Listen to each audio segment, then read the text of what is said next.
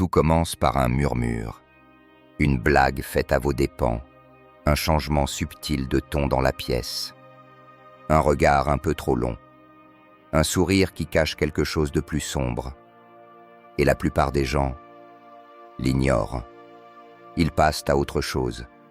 Ils se disent que ça ne vaut pas la peine de réagir, jusqu'à ce que cela recommence, plus fort, plus tranchant, plus public. Et quand ils sentent enfin le besoin de répondre, il est trop tard, car un manque de réaction face au mépris revient à l'approuver. Machiavel avait compris cela mieux que quiconque. Dans un monde obsédé par le pouvoir, la réputation et la domination, il savait que le respect ne se gagne pas, il s'impose. Et lorsqu'on vous manque de respect, votre réaction détermine tout. Pas seulement ce que la personne pense de vous, mais ce que tout le monde autour apprend sur la manière dont il faut vous traiter désormais. Car le mépris, au départ, n'est presque jamais personnel. C'est un test. Et si vous échouez, vous n'êtes pas seulement perçu comme faible, mais comme une cible sûre, facile à mépriser de nouveau. Alors quand quelqu'un vous manque de respect, voici ce que vous devez faire. Pas plus tard, pas en théorie, immédiatement. Vous devenez silencieux, mais pas passif. Voici la première loi machiavélienne pour gérer le mépris. Celui qui réagit émotionnellement perd du statut, mais celui qui se retire stratégiquement devient imprévisible. Et l'imprévisibilité engendre la peur. Le silence ne signifie pas l'ignorance. Cela signifie le retrait d'énergie. Vous ne riez pas. Vous ne faites pas semblant de ne pas avoir compris. Vous n'expliquez pas ce que cela vous a fait ressentir. Vous leur faites ressentir votre absence, dans votre regard, votre ton, votre refus de nourrir l'échange. C'est une pause brutale dans le rythme qu'ils tentaient d'imposer, un trou noir soudain dans une conversation qu'ils pensaient contrôler. Le mépris ne se nourrit que d'une chose, le retour d'énergie, un rire, une justification, une tentative d'apaisement. Mais face à un calme glacial, il se révèle pour ce qu'il est, une tentative pathétique de prendre le pouvoir. Machiavel ne frappait jamais en premier. Il observait. Il laissait ses ennemis se dévoiler entièrement, avec assurance, avant d'agir. Et quand il répondait, ce n'était jamais par des excuses, c'était avec précision. Votre prochain mouvement, renvoyez la violation, non par l'insulte ni la revanche, mais par la question. Parce que lorsqu'on vous méprise, on s'attend à une réaction émotive. On veut déclencher votre insécurité. Ce à quoi ils ne s'attendent pas, c'est à l'exposition. Alors vous soutenez leur regard, vous inclinez légèrement la tête, et avec un calme chirurgical, vous dites « Tu voulais vraiment le dire comme ça ?» ou « Tu es sûr de vouloir répéter ça ?» ou encore « Ça semblait personnel. Tu veux clarifier avant que je réponde ?» Chaque phrase est une incision contrôlée. Vous ne niez pas l'attaque. Vous les invitez à la répéter, à l'assumer, à la rendre publique. La plupart ne le feront pas, parce que la plupart des gens qui vous manquent de respect ne sont pas courageux. Ils sont opportunistes, ils testent les limites pour voir qui les recadre. Et quand vous répondez par une tension silencieuse et une lucidité glaciale, ils commencent à douter. Et ce doute, c'est ce que vous recherchez. Pas la vengeance, pas le drame, le doute. Parce que la personne qui sème le doute, qui fait hésiter, trébucher, rectifier les autres autour d'elle, n'a pas besoin d'exiger le respect. Elle l'incarne. Mais voici là où le jeu se complexifie. La plupart des gens peuvent gérer une confrontation. Ce qu'ils ne peuvent pas gérer, c'est la constance. Si quelqu'un vous méprise une fois et que vous réagissez bien, très bien. Mais s'il sent que la porte est encore entr'ouverte, que votre énergie faiblit de nouveau plus tard, il testera à nouveau. Alors la troisième étape est essentielle. Reconfigurez la relation immédiatement. Vous ne retournez pas à la normale. Vous ne faites pas comme si rien ne s'était passé. Vous redessinez la ligne. Dans votre manière de parler, de vous présenter, et dans la distance désormais instaurée. Machiavel savait que punir publiquement quand c'est justifié et bien chronométré, ne fait pas que mettre fin à une menace, cela éduque l'ensemble de l'audience. Donc, si le mépris s'est produit en public, laissez votre nouvelle posture parler plus fort que n'importe quelle réplique. Retirez votre chaleur. Aiguisez votre langage. Refusez leurs invitations. Vous n'avez pas besoin d'annoncer le changement. Laissez-les le ressentir. C'est ce qui distingue les respectés des ignorés. Ce n'est pas la domination par la peur, c'est la présence par le principe. Vous avez montré à la pièce entière, je ne suis pas disponible pour cela. Et je ne me justifierai pas pour vous mettre à l'aise à ce sujet. À partir de ce moment, les courants sociaux changent. Les autres prennent note. Ils deviennent prudents. Votre nom commence à circuler avec plus de calcul, moins de légèreté. Car la personne qu'on ne peut pas mépriser n'est pas la plus bruyante. C'est celle qui sait exactement quoi faire dès que cela se produit. Pas avec du bruit, mais avec un silence maîtrisé, une clarté tranchante et un refus total de placer le confort au-dessus du respect de soi. C'est ainsi que vous éteignez l'incendie avant même qu'il prenne. Non avec la colère, non avec l'ego, mais avec exactement ce qu'ils ne s'attendaient pas à rencontrer. Discipline, distance et domination silencieuse de la pièce. Le mépris n'est jamais un événement isolé. C'est un signal, une tentative, une pression discrète pour tester jusqu'où ils peuvent aller avant que vous ne ripostiez. Et dès que vous tolérez une seule violation, une insulte déguisée en humour, une remarque subtilement dévalorisante ou un faux compliment empoisonné, vous enseignez à tous ceux qui vous entourent ce que vaut votre silence. Et Machiavel vous le dirait. Une fois qu'on vous perçoit comme facile à violer, regagner le contrôle coûte le double d'efforts.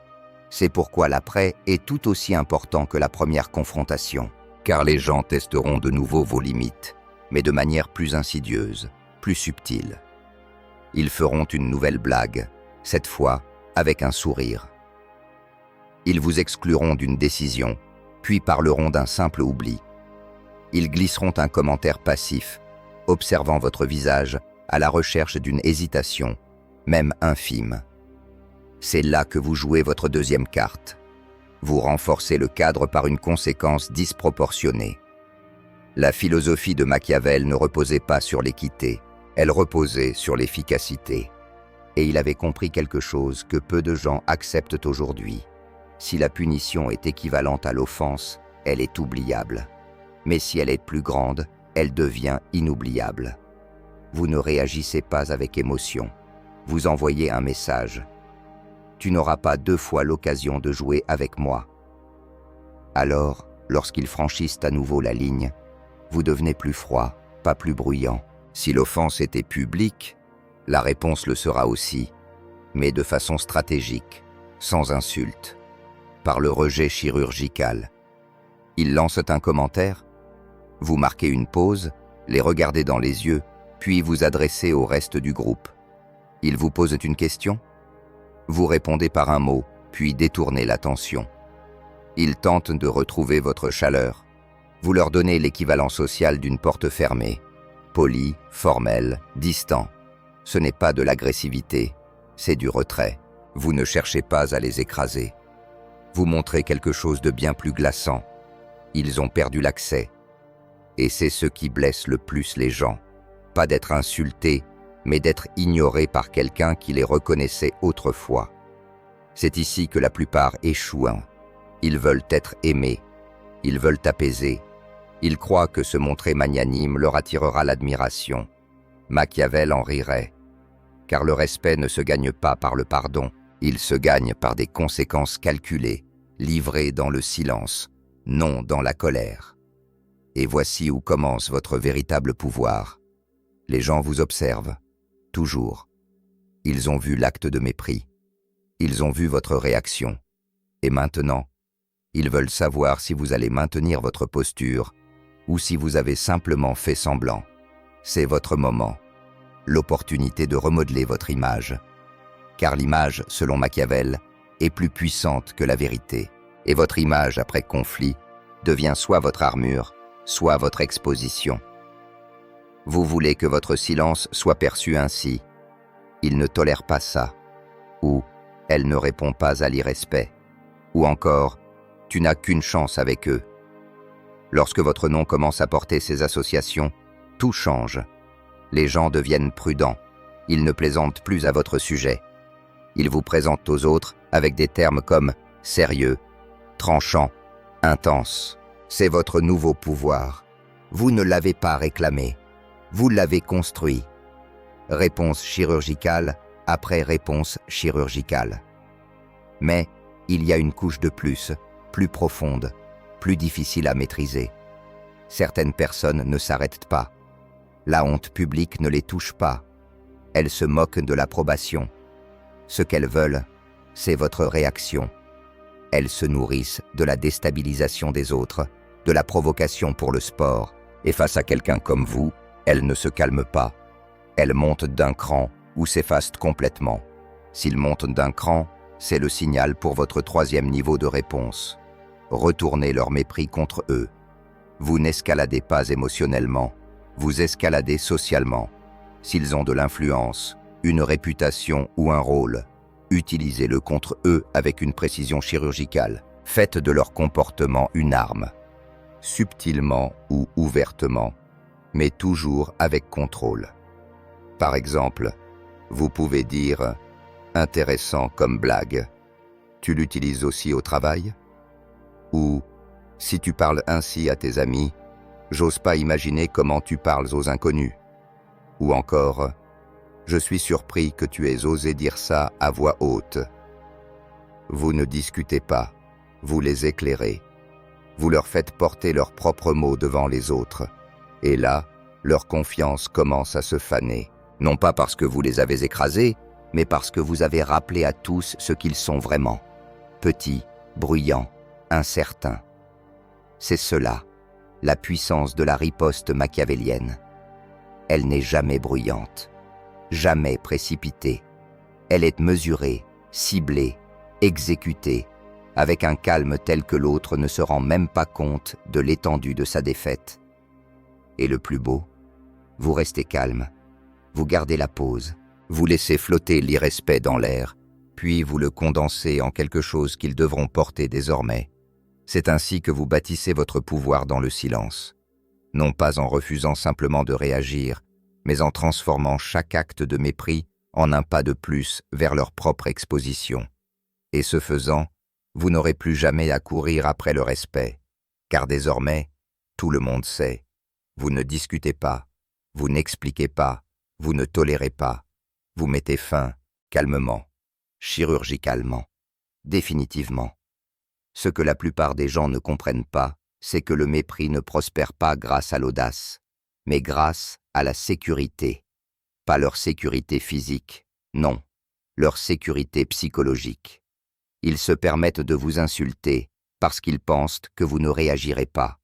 Ils vous ridiculisent parce qu'ils croient qu'il n'y aura aucune conséquence. Ils testent les limites parce qu'ils sont certains que vous n'avez jamais opposé de résistance auparavant.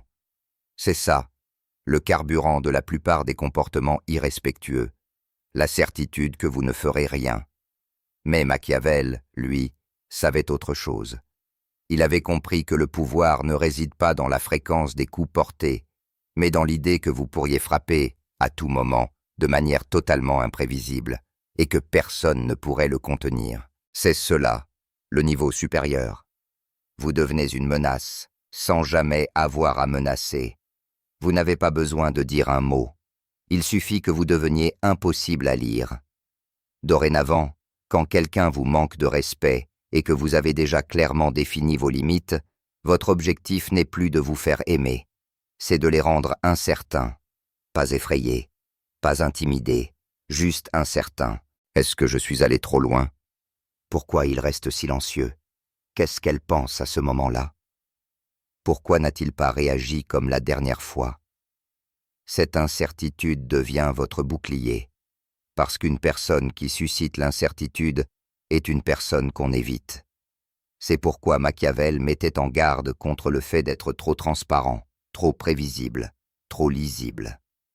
Un dirigeant qu'on comprend trop facilement devient un dirigeant qu'on manipule. Mais quand vous êtes silencieux, impénétrable, maîtrisé. Quand vous répondez une fois, froidement, puis que vous vous repliez à nouveau dans l'immobilité, vous devenez une anomalie. Et dans les dynamiques sociales, ce sont les anomalies qui modifient le comportement des autres. Les gens commencent à vous céder la priorité, non pas par peur, mais par instinct, car l'esprit humain se protège naturellement de ce qu'il ne comprend pas totalement. Alors vous appuyez là-dessus. Vous ne parlez pas autant que les autres. Vous observez plus longtemps que ce qui met les gens à l'aise. Vous dites moins que prévu, mais chaque mot devient un poids. Et voici le retournement psychologique. La plupart des gens croient que le respect vient du fait d'être aimé. Il n'en est rien. Le respect vient du fait d'être ressenti. Quand vous entrez dans une pièce et que l'atmosphère change, que les voix baissent, que les postures se redressent, que les tons s'adaptent, ce n'est pas de la popularité, c'est de la présence. Et cette présence se construit par la contradiction. Vous ne répondez pas toujours, mais quand vous le faites, cela tranche. Vous ne cherchez pas à dominer, mais vous refusez d'être franchi. Vous ne demandez pas le respect, mais vous retirez l'accès au moindre manquement. C'est ainsi que votre énergie devient un avertissement, une conséquence silencieuse, enveloppée dans un calme absolu.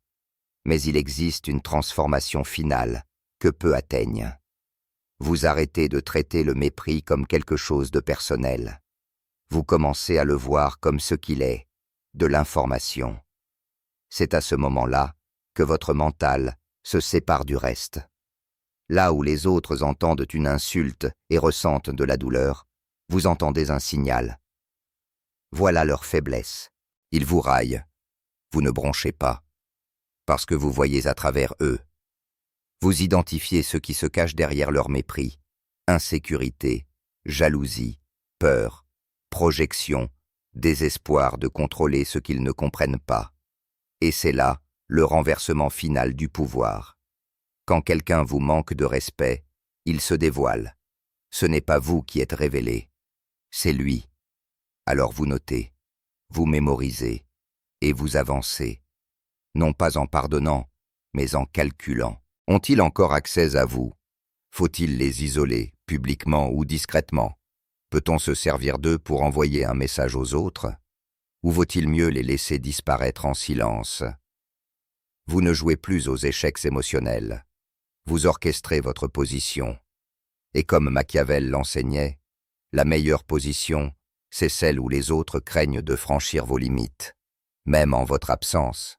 C'est là que vous avez gagné, pas quand on vous admire, pas quand on vous félicite, mais quand votre absence a autant de poids que votre présence. Car ceux qu'on ne méprise jamais ne sont pas toujours les plus bruyants. Ce sont ceux qui ont rendu le mépris trop coûteux, pas par la rage, pas par la vengeance, mais par le silence discipliné, les conséquences démesurées et l'auto-renforcement intransigeant. Vous n'avez pas besoin de jouer au jeu social comme eux. Vous jouez au jeu du pouvoir. Et à partir de là, tout change. Les gens hésitent avant de vous contredire. Leur ton devient plus doux. Leur langage se fait plus prudent. Leur énergie, plus mesurée. Parce qu'ils savent désormais, vous n'êtes pas là pour plaire. Vous êtes là pour être respecté. Et s'ils ne peuvent pas le faire, alors vous les quitterez dans un silence dont ils ne se remettront jamais. Il y a toujours un moment, subtil mais indéniable, dans toute dynamique de pouvoir, où la pièce change, où l'atmosphère se modifie. Ce moment survient après le silence, après la limite imposée, après que vous avez démontré, sans un mot, que vous n'êtes pas quelqu'un qu'on peut franchir. Ce n'est pas simplement que les gens arrêtent de vous manquer de respect, c'est qu'ils cessent même d'envisager la possibilité. Et c'est là la couche ultime que Machiavel exigerait de vous. Ne vous contentez pas de répondre au mépris. Transformez ce que vous représentez dans l'esprit des autres, car, en fin de compte, le pouvoir ne dépend pas de vos réactions. Il dépend de ce que les gens présument que vous pourriez faire, même si vous ne dites rien du tout. Vous devenez alors quelqu'un dont les limites sont inconnues, dont le silence ne signifie pas soumission, mais préparation, dont le calme n'est pas de la gentillesse, mais de la maîtrise contenue. Et voici ce que beaucoup ignorent. Une fois que vous avez imposé une limite, ce n'est pas la fin.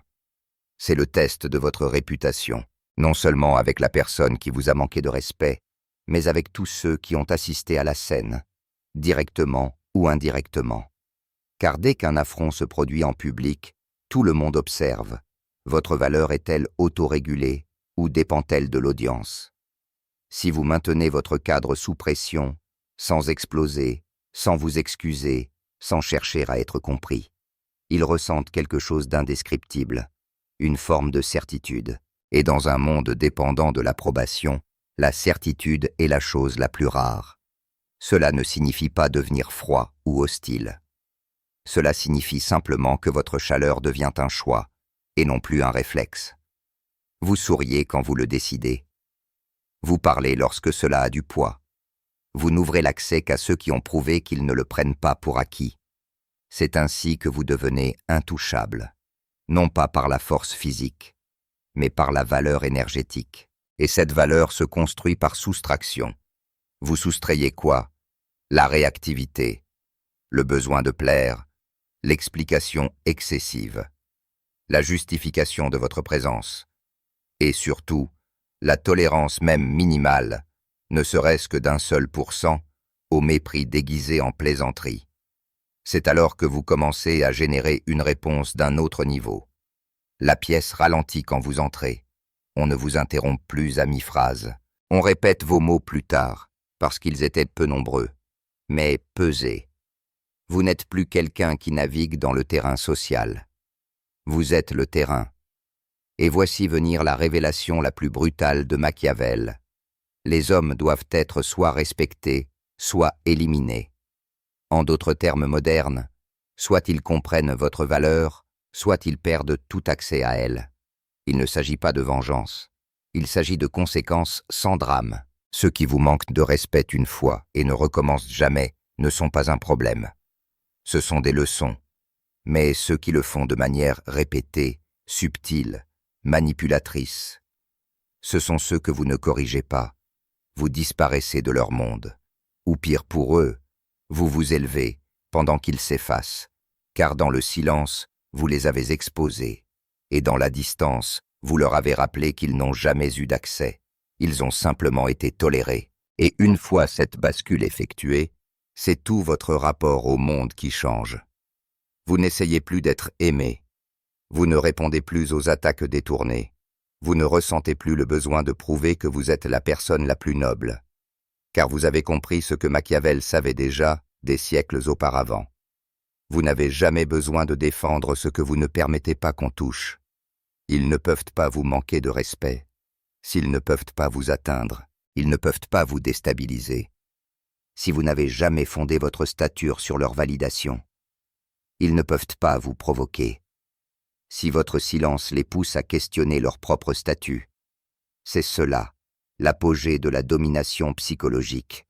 Pas la cruauté, pas l'orgueil, mais le contrôle. Le contrôle de ce à quoi vous réagissez, le contrôle de l'énergie que vous rendez, et surtout, le contrôle de qui a même le droit d'assister à votre réaction. C'est ainsi que les rois évoluaient dans le monde de Machiavel. Et c'est ainsi que vous évoluez dans le vôtre. Pas dans la colère, pas dans le vacarme, mais avec une présence si disciplinée, si précise, que violer vos limites une seule fois suffit pour qu'ils s'en souviennent toujours. Car après ce moment, vous n'obtenez pas simplement le respect, vous devenez la norme à laquelle tous les autres sont comparés. Et maintenant vient le dernier mouvement, celui qui définit votre légende. Le moment où quelqu'un vous a manqué de respect, puis réalise qu'il a fait une erreur. Que faites-vous? Vous ne le punissez pas, vous ne le pardonnez pas, vous faites quelque chose de bien plus puissant. Lorsque quelqu'un vous méprise, puis prend conscience de son erreur, vous n'êtes plus en train de réagir à l'attaque. Vous êtes en train de façonner le récit, vous sculptez la perception, vous décidez de qui ils deviennent, et surtout, de qui vous devenez. Voici la vérité ultime selon Machiavel. La clémence peut être plus terrifiante que la punition, car une clémence sans chaleur porte un message glacial. Tu n'es plus une menace pour moi. C'est ainsi que vous terminez la partie, après avoir tracé vos limites, après vous être retiré, après avoir tenu votre cadre dans un calme total, laissant le silence résonner. Ils reviendront, ils s'excuseront, ils tenteront de se rattraper, ils riront nerveusement, ils testeront si la glace a fondu. Et c'est ici que vous exercez votre contrôle ultime. Vous ne grondez pas, vous ne souriez pas, vous ne consolez pas, vous restez inchangé, aucune amertume, aucune rancune, aucun besoin d'expliquer pourquoi vous êtes différent maintenant.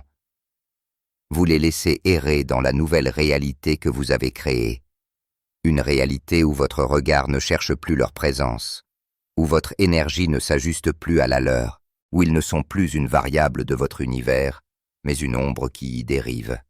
Ce n'est pas de la mesquinerie, c'est du pouvoir par l'absence. Parce que rien n'est plus troublant, pour celui qui a tenté de briser votre cadre, que de découvrir que vous ne dépendiez jamais de lui, que vous ne cherchiez ni validation, ni appartenance, que vous n'agissiez jamais selon ses règles.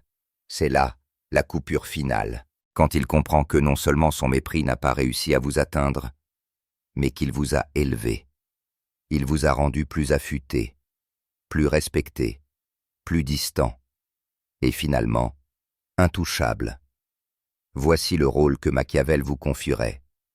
Non pas celui du prince vengeur qui punit chaque offense, mais celui de l'architecte silencieux des conséquences, celui qui laisse les autres se trahir en public, tout en restant calme, calculé et toujours hors d'atteinte, celui qui ne réclame jamais le respect, parce que tout le monde sait déjà.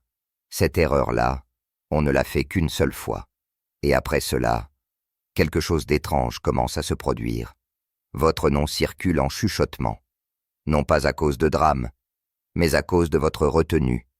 On commence à dire « il ne parle pas beaucoup », mais quand il le fait, je ne l'ai jamais vu perdre son calme. Ne t'en prends pas à elle, elle ne revient pas en arrière. Attention à celui-là, il ne pardonne pas 2 fois. Voilà ce que vous avez bâti, une réputation si solide que les gens se corrigent d'eux-mêmes autour de vous. Ils vérifient leur ton, ils repensent à leur formulation. Ils se demandent si vous les observez, non par peur, mais parce que votre énergie est désormais chargée de poids. Et à partir de cet instant, vous n'avez plus jamais à lutter pour obtenir le respect, parce que vous avez démontré quelque chose de plus rare que la domination. Vous avez maîtrisé la présence sélective. Vous êtes là quand vous le choisissez. Vous parlez quand cela compte. Et quand vous partez, que ce soit d'une conversation, d'un lien ou d'une relation, ils le sentent.